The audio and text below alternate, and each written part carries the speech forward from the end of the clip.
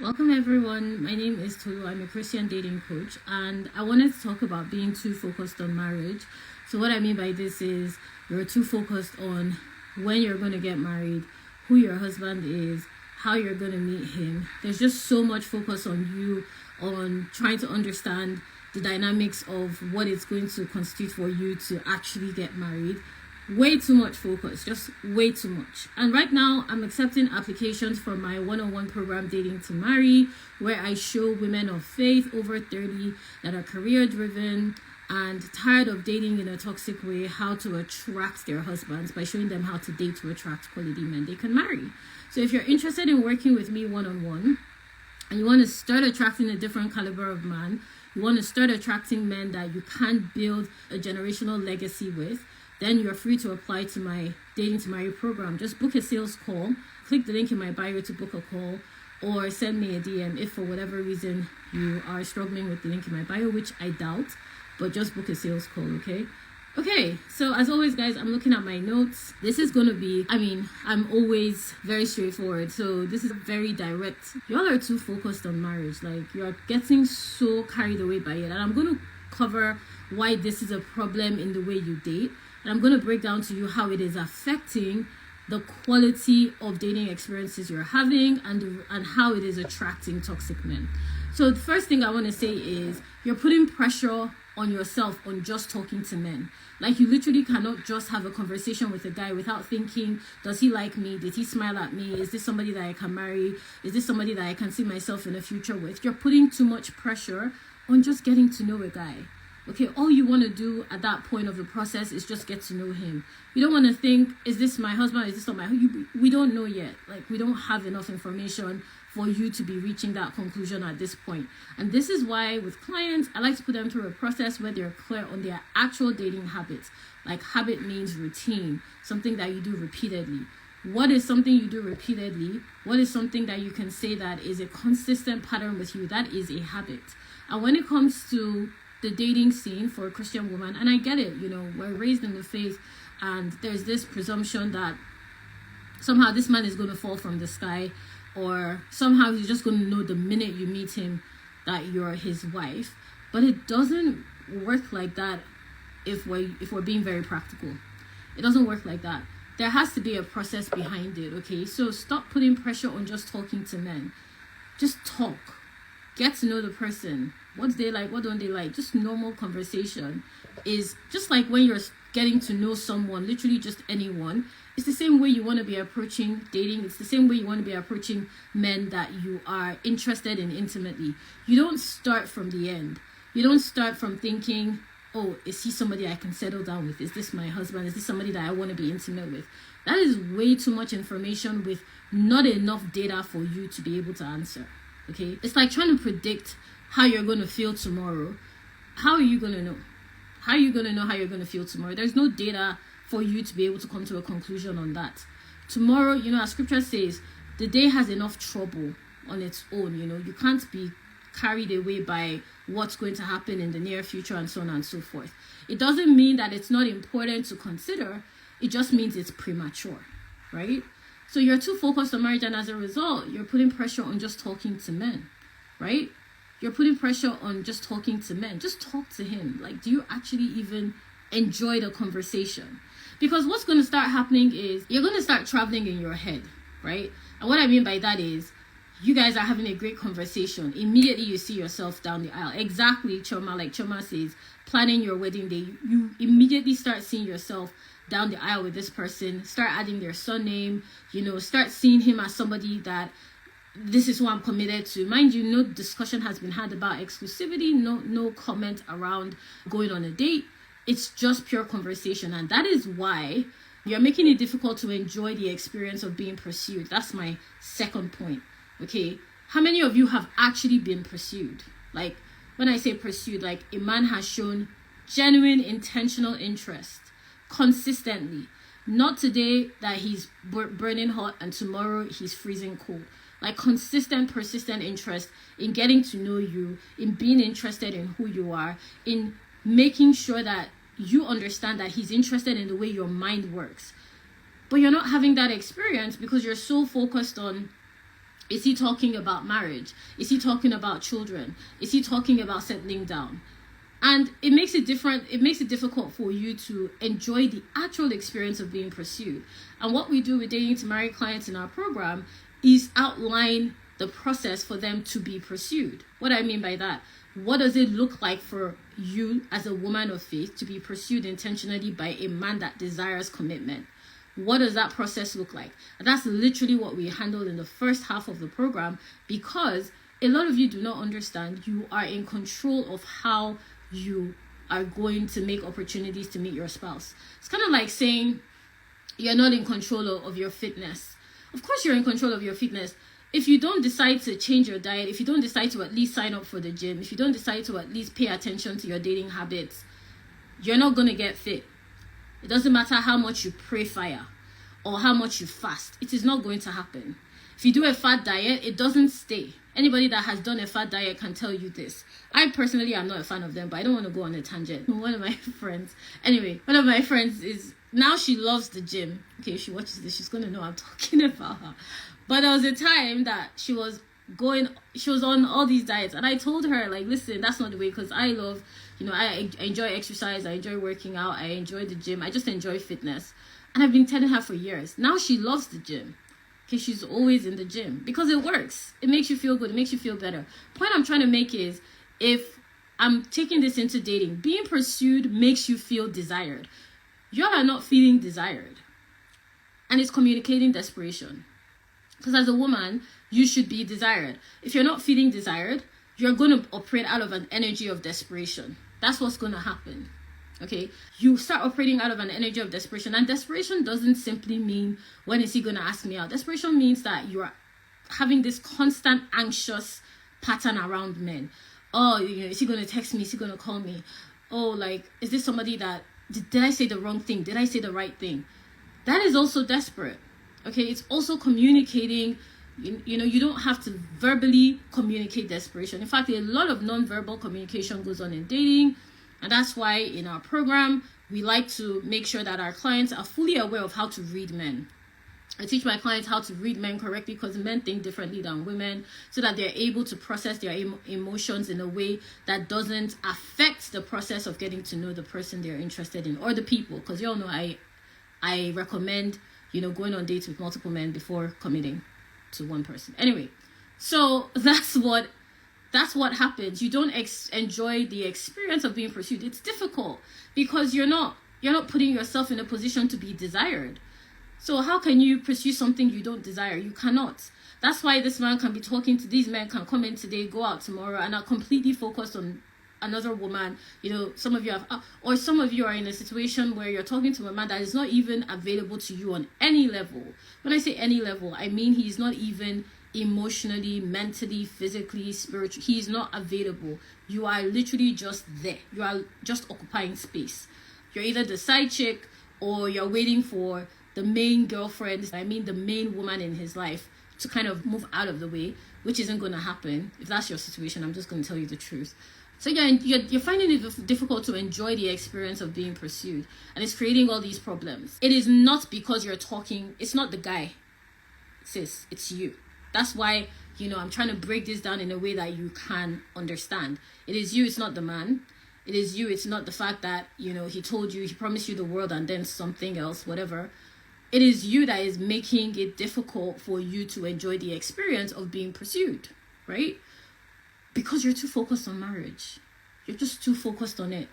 Okay, when is it going to happen? How's it going to happen? You're getting carried away. And I understand, at some point in my journey, I was there. Like I said, I only teach what I know, right? I don't teach anything that is abstract or that I don't have experience or exposure to. I teach what I know. So I understand that feeling. That's why I know it doesn't get you anywhere, right? So you need to step out of that space for you to be intentionally pursued, because you cannot choose if you do not have options. You cannot choose if you do not have options. And when I say making a choice in a man you want to commit to, I don't mean all of them will come out at once, but I mean just being in that space of being positioned to be pursued, so you have the right perspective to evaluate what you actually want. Now, another point I want to mention, so drop a comment if this is resonating with you. Even if you're watching the replay, just drop a comment. So looking at my next point, it changes the way you connect with men by influencing the way you look at their actions. Let me say that again, because I want you guys to get this point. It changes the way you connect with men by influencing the way you look at their actions when you are too focused on marriage. Okay? You're going to start looking at their actions the wrong way. You're going to assume that because he's calling me A, B, and C times in the day, that means that he wants to get married. Because he says he wants to get married, that means he wants to get married. And none of that is true. That's why, how many men have told you in your life that have proven to be a waste of space? How many men have told you in your life, yes, I really like you, yes, I want to settle down, but it turns out that the opposite was actually the case?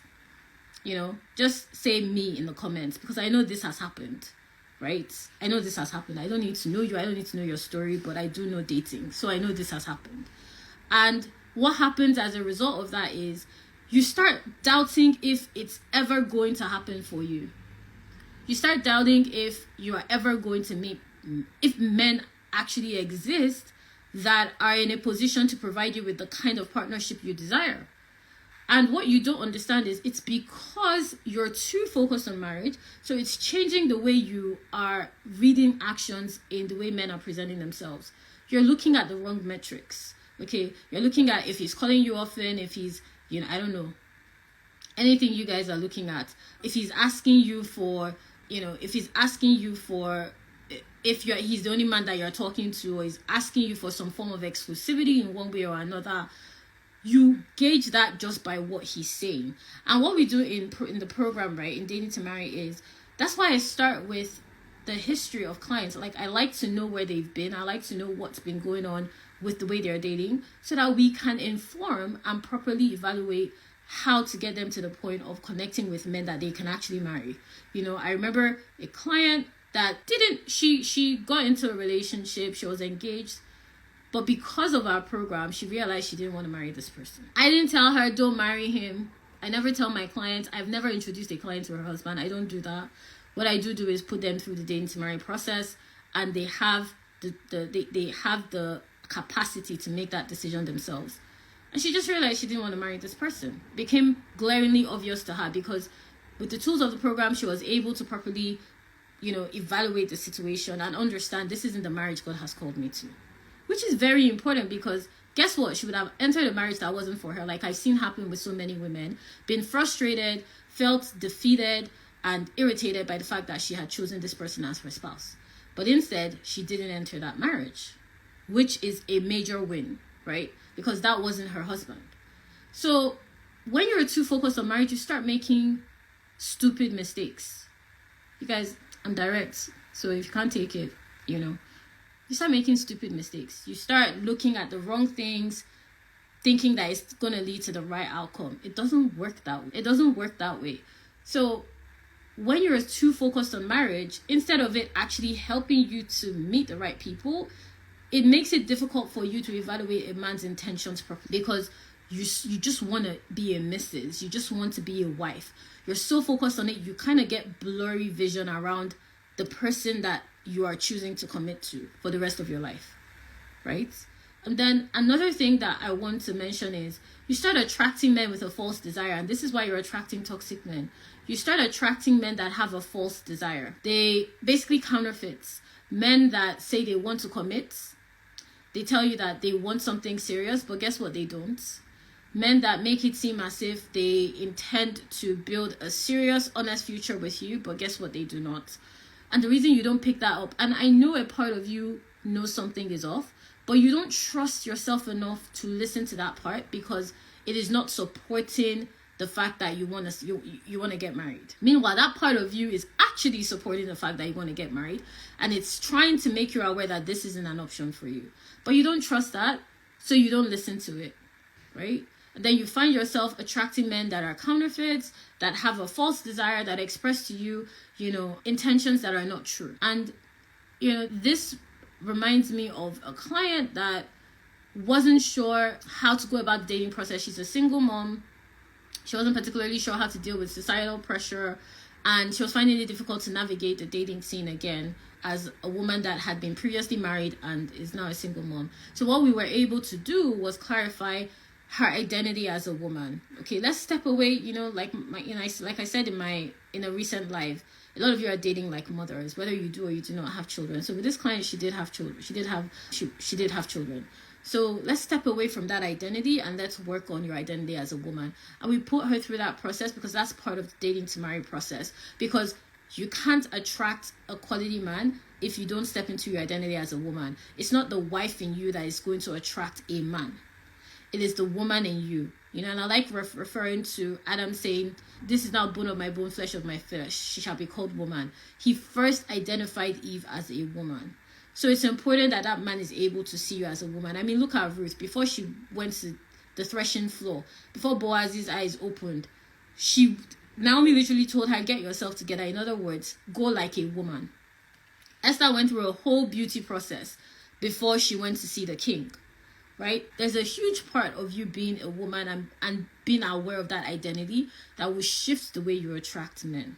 And that will shift the quality of men you attract. A lot of you are struggling with your femininity. There's a lot of misunderstanding around how to be a sensual, sexual, saved woman of the Lord. Even though all three can operate at the same time, they are not exclusive of each other. And what happens as a result is it complicates the way that you're attracting men. And with this particular client, once we're able to clarify her identity as a woman, she started attracting quality men. She was shocked, to use her words, by the quality of men, the caliber of men she started attracting. And I was like, it's because we just shifted you into your feminine identity as a woman. That's the work that we're able to do to get her to that point to start attracting quality men, right? Not just one, not just two. She started attracting a number of quality men just by that simple shift, because you have that in you. You have the capacity, you have the ability to attract quality men. But the issue is you haven't stepped into the fullness of that awareness. And as a result, you find yourself in toxic situations, toxic relationships. It's difficult for you to know a man's true intentions. You start attracting counterfeits. And you focus too much on that identity of being a married woman. So it complicates the process of how you are attracting men that desire a healthy commitment, because your desire isn't healthy. You're too focused on marriage to the point where it's not healthy. Anything that you focus too much on, it is not healthy for you, even if that is your own child. Okay, anything that you focus, and that's why sometimes they call it smothering for mothers. You're smothering your child, you're suffocating them with love. Anything you focus too much on is not a healthy focus. It is not a healthy focus. There should always be balance. So when you focus too much on marriage, what you are doing is creating an unhealthy dynamic in the way you are going to start attracting and connecting with men. That is actually what is going to start happening, right? There should be a balance, and the dating process helps you to bring out that balance. That's why literally clients in our program go through a process of clarifying their dating habits. I keep saying it. Habits are super important. I've seen it with clients again and again and again over the years. Habits change the way that they connect with men, they commit with men, and they eventually choose their spouses. The last thing I want to say is it makes it difficult for you to express yourself in a relationship, right? You find it difficult to start expressing yourself in a relationship because you're so focused on marriage that you're afraid you're going to say the wrong thing. You're afraid you're going to do the wrong thing. You're afraid that you're going to move the wrong way. So you lose your identity as a result. How many of you have lost your identity in a relationship?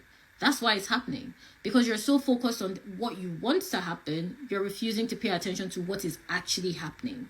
So when you're too focused on marriage, you make it difficult to express yourself in a relationship fully.